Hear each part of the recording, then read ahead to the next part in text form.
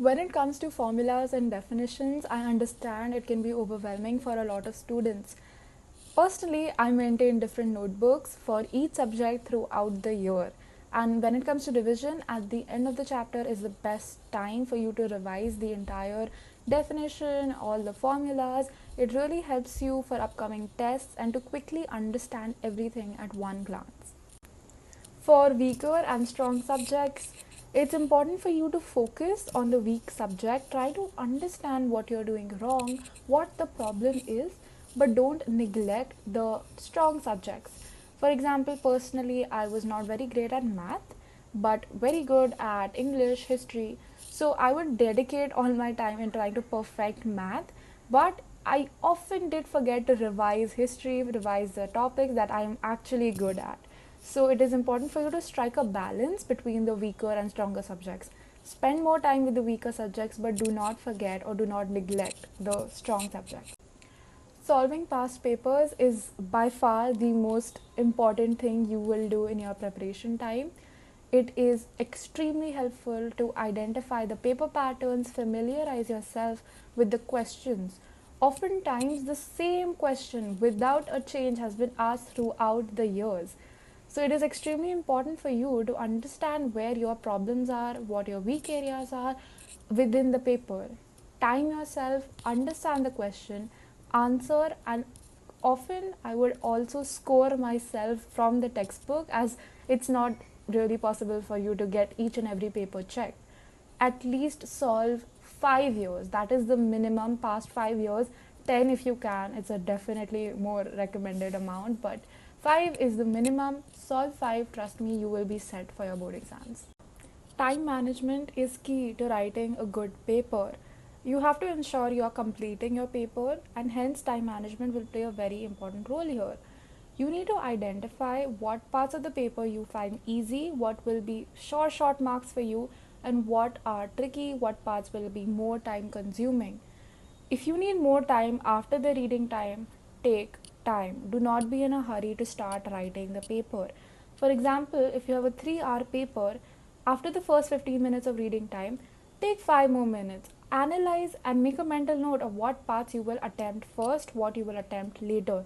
Don't just start writing and then figure out, oh, I'll write this now, this then. That will also increase the chance of you missing a question from the question paper.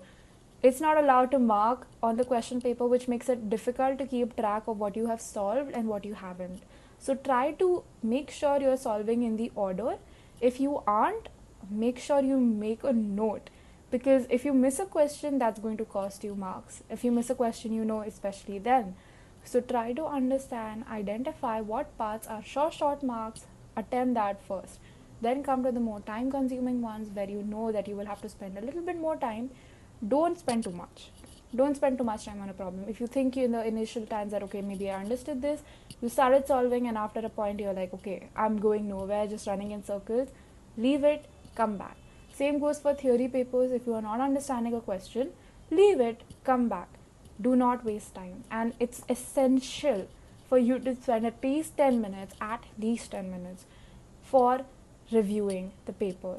This is where you will uncover that half mark, the 1 mark which you will lose here and there. Try to understand and highlight or underline with a pencil in this time. So analyze how many questions you have attempted, how many you are not sure about. All of this is going to be done in the last 10 minutes. So technically in the 2-hour, 3-hour paper, the last 10 minutes are the most crucial.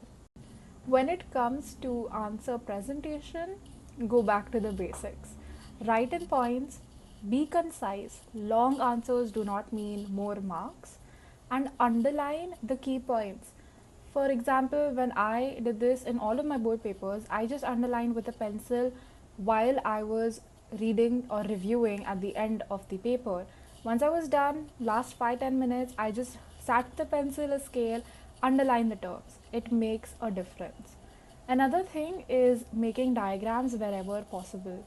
See, a lot of the times when your words are confusing, maybe they're not the exact definition, but you have made a diagram, the reviewer will give you the marks because they know that you understand what it means, you understand the concept, which is what's important. So make a diagram wherever possible, and also be concise.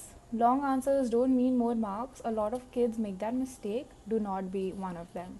Go back to the basics, write with a legible, neat handwriting. It will make a difference. Your paper will look a lot better, a lot neater. And if you just do these, it also has a higher chance of the examiner being happy while correcting and ignoring little flaws, little mistakes here and there.